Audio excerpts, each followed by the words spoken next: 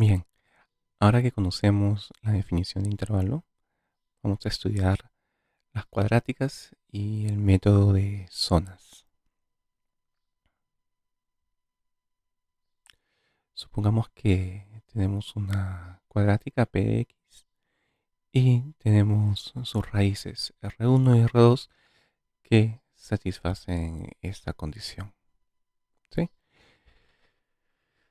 Vamos a asumir por el momento que a es positivo.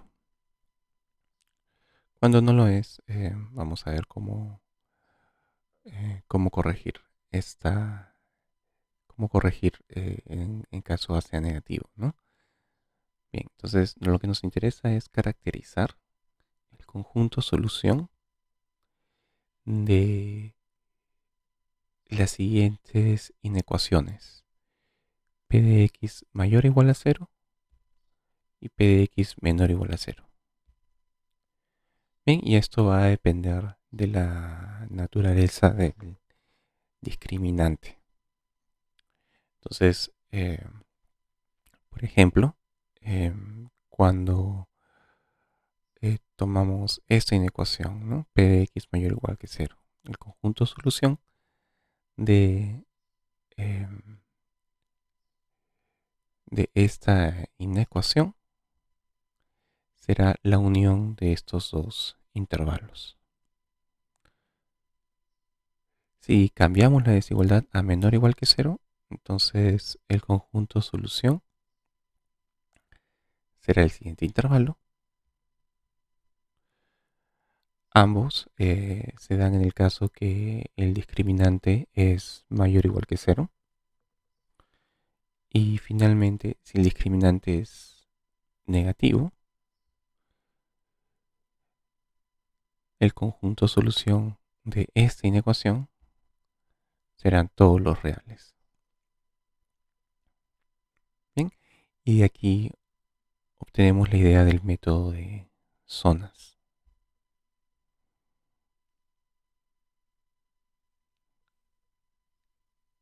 Entonces, tenemos aquí R1 y R2 para el caso de discriminante positivo, ¿no?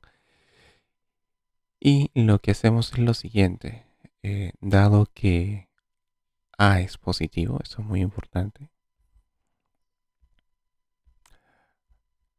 vamos a cada zona darle un signo, empezando de el lado derecho.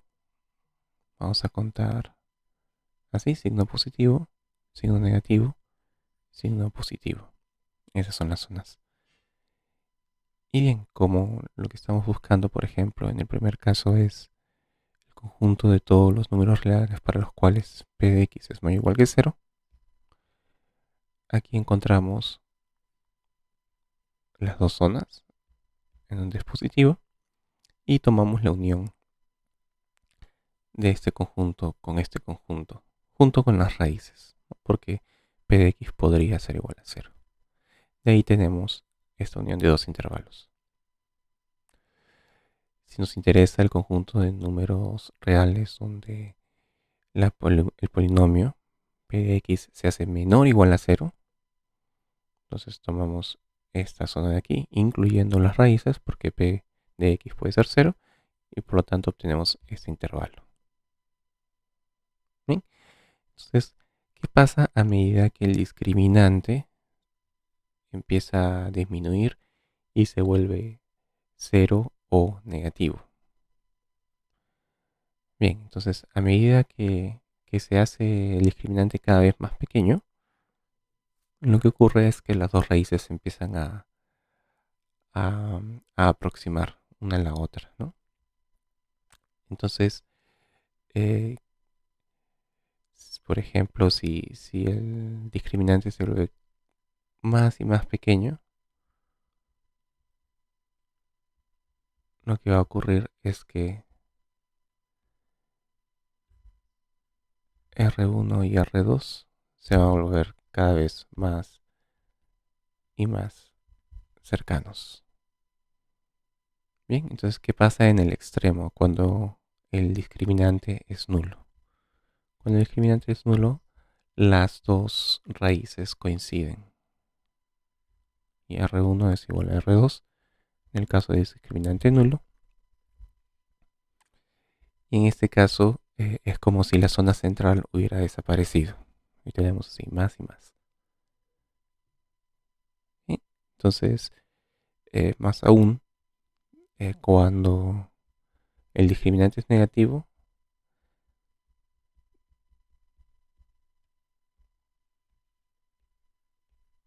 desaparecen las raíces, ¿no? El, el polinomio ya no tiene raíces y en este caso existe solamente una zona. Todo lo vamos a denotar así como positivo. ¿Bien? Todo esto ha sido llevado a cabo cuando A es positivo. Pero si A no fuera positivo, si A fuese negativo, entonces no hay problema porque lo que estamos tratando de hacer es resolver inecuaciones. Entonces, por ejemplo, si tenemos la inecuación P de X mayor o igual que 0 y A es negativo, podemos volver a este caso de coeficiente positivo para el término cuadrático, simplemente multiplicando todo por -1. ¿Bien? Porque en este caso esto es cierto si y solo si, multiplicando por -1, tenemos menos P de X es menor o igual a 0. Y ahora este polinomio cuadrático de aquí sí tiene coeficiente del término cuadrático positivo. ¿Bien? Entonces no hay ningún problema en asumir que el coeficiente es positivo. Si no lo es, solamente hay que rearreglar un poco la inecuación. Bien, entonces para resumir, gráficamente, cuando el discriminante es positivo, estamos en este caso. Tenemos tres zonas, tomamos los signos de manera alternada y esto refleja justamente lo que está pasando con la gráfica de la función. De este lado, los valores del polinomio son positivos y de este lado también. Y de este lado los valores del polinomio son negativos. Cuando el discriminante es 0, solo tenemos una raíz. De este lado los valores del polinomio son positivos y de este lado también son positivos. Pero aquí hay que tener en cuenta que sí va a ser 0. Y cuando el discriminante es negativo, podemos ver que en este caso, como A es positivo, la parábola está por encima del eje X y tenemos una sola zona. Bien, entonces la idea ahora es utilizar esto para resolver algunos ejercicios y tratar de generalizar, no solamente para cuadráticas, sino para polinomios de grado superior. Bien, entonces aquí tenemos un ejemplo. A ver, entonces en este caso, como se menciona aquí, A es negativo, B es positivo. Nos piden dar el conjunto solución de esta inecuación. Bien, claramente A cuadrado es positivo. Bien, este es el término cuadrático, término lineal, término constante. Entonces lo correcto sería pasar todo esto del lado izquierdo para que el coeficiente del término cuadrático se mantenga positivo. Bien, entonces obtenemos la inecuación al cuadrado x al cuadrado menos abx menos 2b cuadrado es menor o igual a 0. Bien, y ahora antes de dar el conjunto solución, como tenemos una cuadrática, queremos calcular el discriminante. Bien, entonces tomamos aquí el discriminante. Será este término al cuadrado, o sea, menos ab al cuadrado, menos 4 veces este coeficiente al costado del que es el cuadrado por este coeficiente que es el término libre. Bien, y esto no es más que a al cuadrado por b al cuadrado más 8 veces al cuadrado b al cuadrado.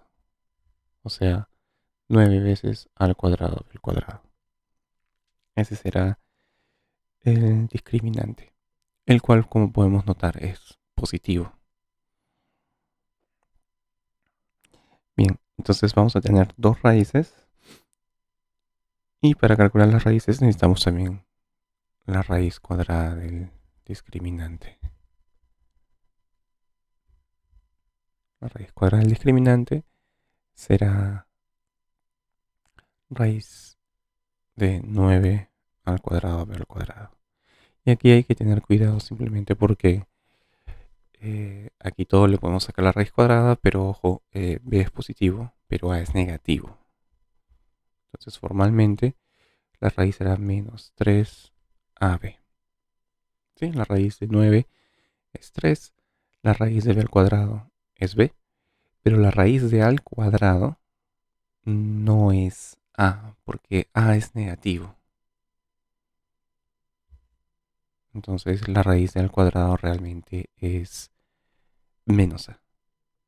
¿Sí? Entonces realmente lo que está pasando es esto, es 3 menos a y b. Por lo tanto, obtenemos menos 3ab. Bien, entonces aquí podemos encontrar las raíces. Las raíces serán menos este término, o sea, a por b, más menos la raíz del discriminante. Bien, entonces es más menos este valor dividido entre 2 veces el coeficiente del término cuadrático, entre 2 al cuadrado. Bien, y ahora vamos a simplificar. Arriba lo que tenemos es para más 4ab sobre 2 al cuadrado y para menos vamos a tener menos 2ab sobre 2 al cuadrado. Y entonces esto se simplifica a 2b sobre a y menos 2b sobre a.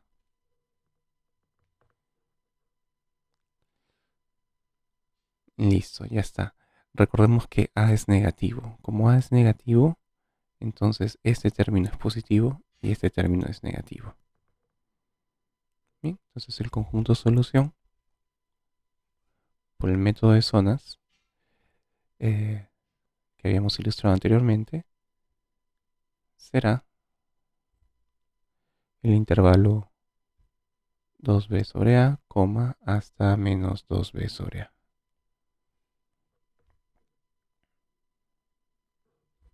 ¿Sí?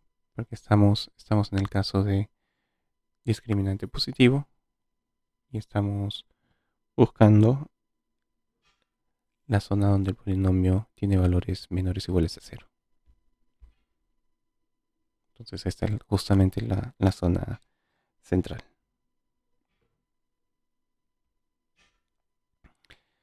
Bien, aquí tenemos otro ejemplo. Considerando los reales como un conjunto universo, completar, ¿no?, el conjunto solución de este polinomio de grado 4. Bien, entonces aquí hay que tener un poco más de cuidado, pero igual vamos a poder resolver, ¿no? Simplemente lo que hay que hacer es escribir el polinomio de esta forma: x a la cuarta menos 2x al cuadrado, o mejor dicho, x a la cuarta más x al cubo menos 2x al cuadrado debe ser mayor o igual que 0. Ahora factorizamos el x al cuadrado. Esto es cierto, sí, solo sí. Tenemos x al cuadrado multiplicado por x al cuadrado más x menos 2. Y esto se puede factorizar en x al cuadrado por x más 2 por x menos 1 mayor o igual a 0. Bien, y ahora vamos a utilizar la generalización del método de zonas. Entonces aquí vamos a siempre ilustrar las raíces, como habíamos visto antes. Entonces las raíces en este caso son raíz 0, raíz menos 2 y raíz 1. Entonces menos 2, 0 y 1. Bien. Y lo que vamos a hacer también es codificar aquí el signo de los distintos factores. Por ejemplo, el signo de x al cuadrado, el término de x más 2 y el término de x menos 1. Bien, entonces, por ejemplo, el signo de x al cuadrado siempre es positivo, bueno, excepto en 0, aquí se hace 0, pero en estas zonas siempre es positivo. El signo de x más 2 es negativo en esta zona y en el resto va a ser positivo. Y el signo de x menos 1 es negativo en estas zonas y positivo en esta. Bien, entonces de esta manera, si multiplicamos los signos, vamos a obtener los signos en las zonas de aquí arriba. Por ejemplo, más multiplicado por menos y multiplicado por menos nos va a dar más. Más por más multiplicado por menos es menos.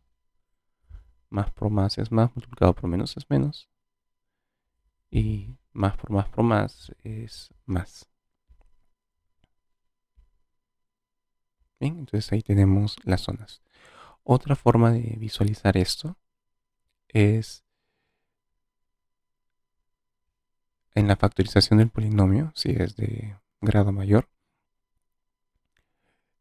Señalamos primero notamos los exponentes y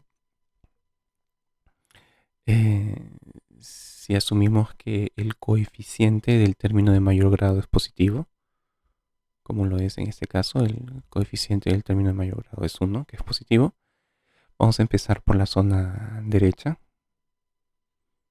con positivo.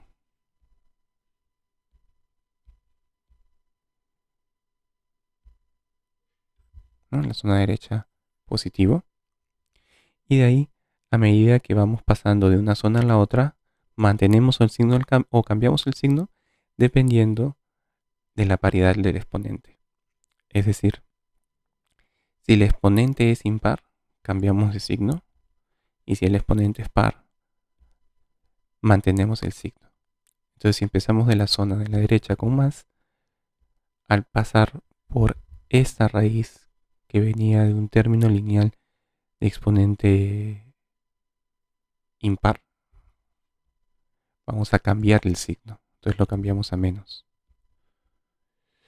Ahora pasamos por esta raíz 0, pero como ese término está elevado a una potencia par, mantenemos el signo. Entonces de menos no cambia y se mantiene a menos. Y finalmente esta raíz viene de un término lineal de exponente impar.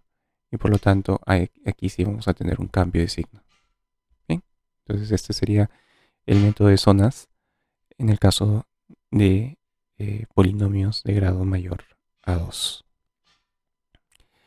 Y finalmente el conjunto solución, ¿no? Ya hemos identificado las zonas. Ahora podemos escribir el conjunto solución, la respuesta, ¿no? Entonces aquí vamos a colocar la respuesta. Será